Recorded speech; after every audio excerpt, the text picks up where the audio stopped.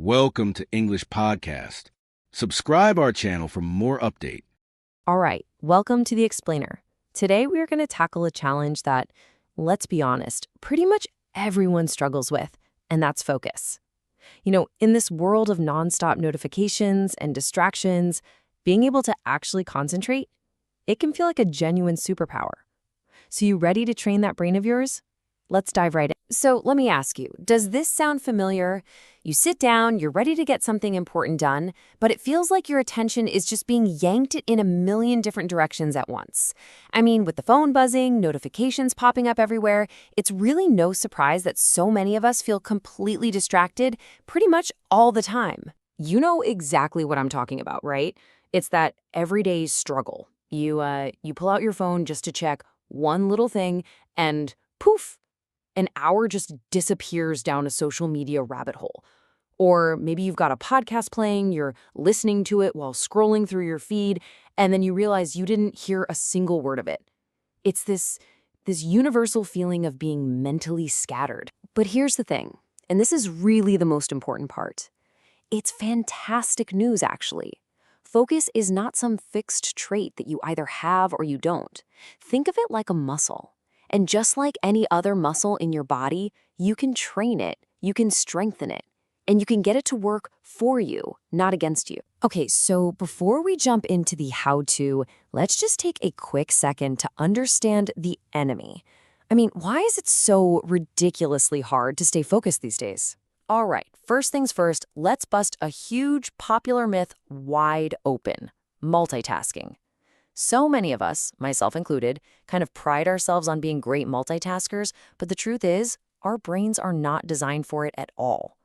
What feels like you're doing two things at once, it's actually just your brain rapidly, and I mean rapidly, switching focus back and forth. It's totally draining. It leads to way lower quality work, and it makes that deep, focused thinking pretty much impossible. And then there's this guy, the other main culprit: information overload.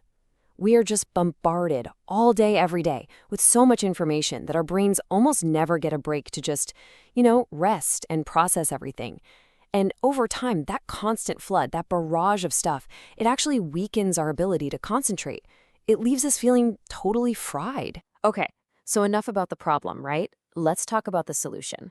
We are going to walk through 5 super simple, totally actionable steps that you can start using today to get your focus back. So here's the game plan, our 5-part strategy. First, we tackle your environment.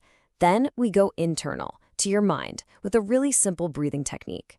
After that, we'll get into a powerful time management trick, then do some active brain training, and finally, we'll lock it all down by building a solid routine. Simple, right? Okay, step 1, create that distraction-free zone. And listen, this is foundational. Your environment pretty much dictates your ability to focus. Seriously, the single most powerful thing you can do: silence your phone and put it somewhere you can't just reach for it. Turn off all those pop-up notifications on your computer. And hey, tidy up your desk. A clean space really does help create a clearer mind. All right, step 2. Think of this as your brain's little reset button. Anytime you feel your mind starting to wander or you're just getting overwhelmed, just stop. Take 2, maybe 5 minutes for some mindful breathing. It's so simple. Just breathe in slowly through your nose and out through your mouth. The whole goal is just to pay attention to that feeling, the sensation of your breath.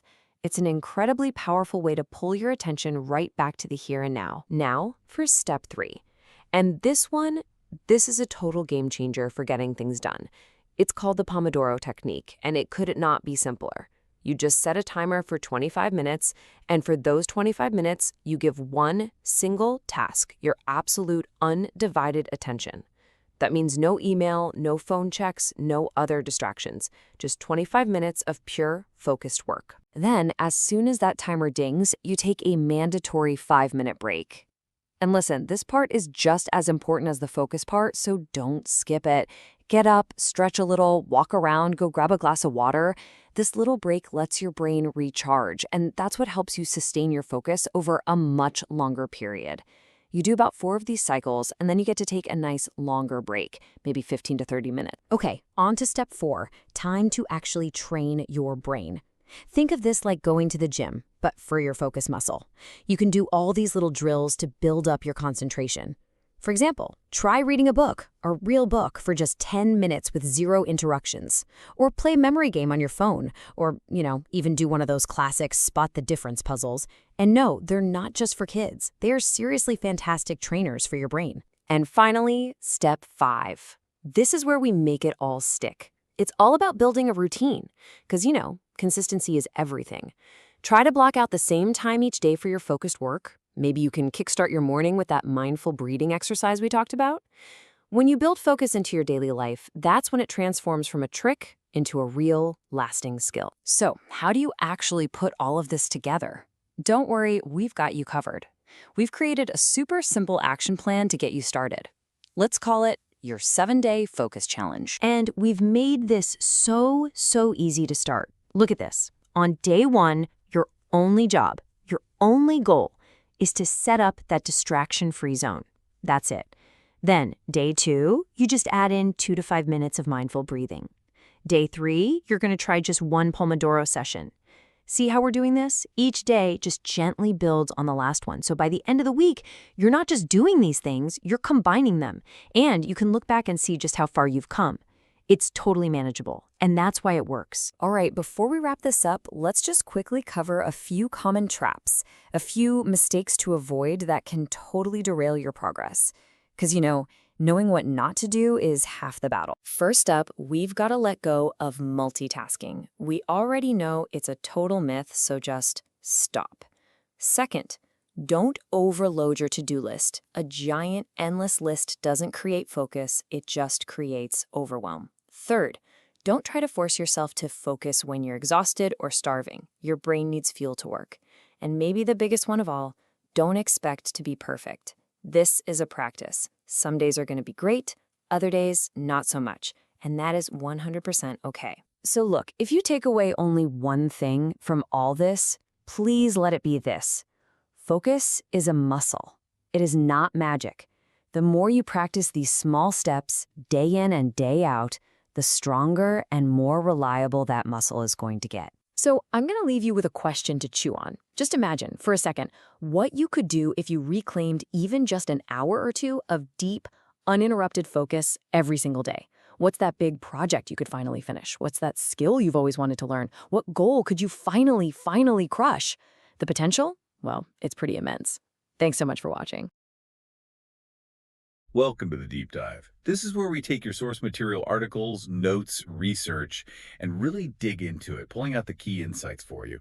And today, we're tackling something pretty universal. Staying focused. It just feels like a constant battle in today's world, doesn't it? Oh, absolutely. A real struggle. And the sources you sent over, they really highlight how sneaky these distractions are. You grab your phone for just one quick check. Yep, one message. Right. And suddenly, whoosh, half an hour is gone or more, just scrolling videos. And it's not only phones, is it? Computers too. Emails popping up, ads everywhere. Notifications pinging. Exactly. It feels like everything is fighting for a slice of your attention, your mental energy. It's so true. And if you're trying to learn something, like improve your English, it's even harder. You sit down, you're all set to practice vocab, and ding, there goes your focus. Mm-hmm. The sources are really clear on this. Our brains just aren't built for that constant switching, like trying to listen to, say, an English deep dive like this one while scrolling through Instagram. You won't remember much. It's not really multitasking. No, it's just switching tasks really fast. Precisely. And that constant switching, it leads to what the sources call information overload. It's like our working memory just gets jammed. Bam. Yeah. We see so much stuff every day. Our brains don't get that quiet time to actually process things deeply. We just skim the surface. And over time, that actually weakens our ability to concentrate, leaves you feeling drained. Okay, so that's the problem, and it feels pretty big.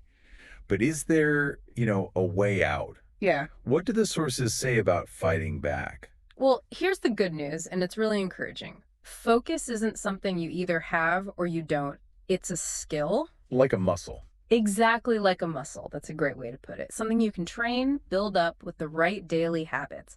And it's fascinating. The sources explain that every time you consciously pull your attention back from a distraction, you're actually strengthening those brain pathways for focus, like Yeah. doing a rep in the gym, but for your mind. And these steps we're going to talk about, they aren't just for work or study, though they definitely help there. Right. They'll genuinely help you learn things like English faster, because when you're truly focused, you just absorb more in less time. Okay, I like the sound of that. So what's our mission today?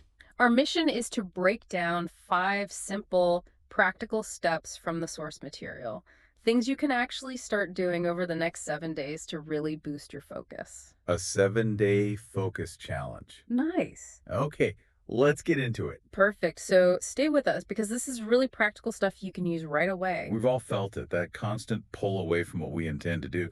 But why now? Why does focus feel harder than ever? Well, the sources point to something quite unsettling. It's not just the number of distractions, it's how they're actually kind of rewiring our brain. Rewiring, how so? That constant switching we talked about.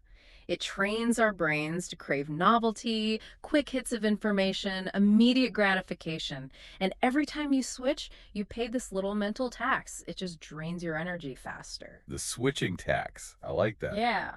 Our brains end up swimming in shallow information, never really diving deep. It's like having way too many tabs open on your computer. Everything slows down. Exactly.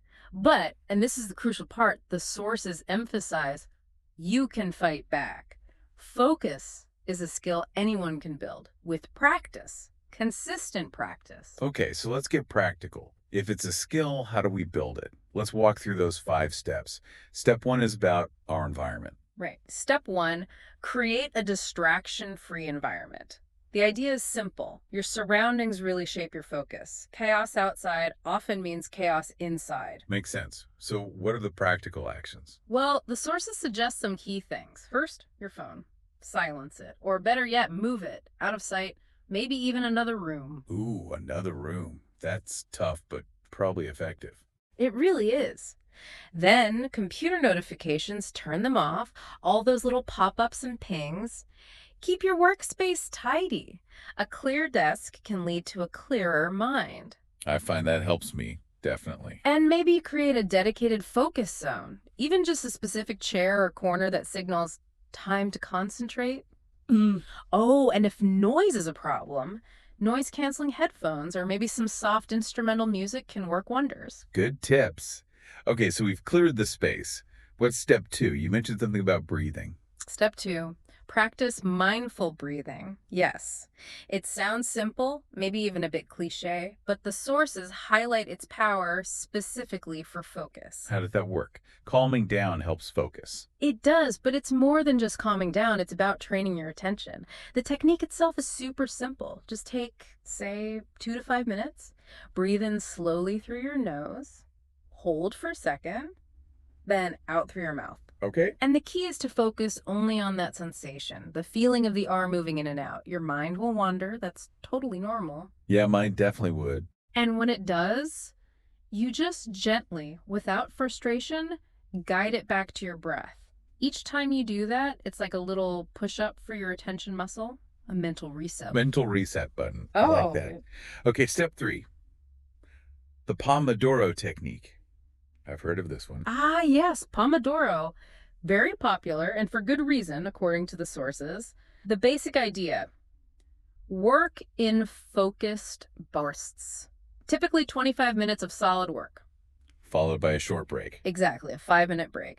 And you do that, say, 4 times, then take a longer break, maybe 15, 30 minutes. When I first heard 25 minutes, I thought, that's nothing.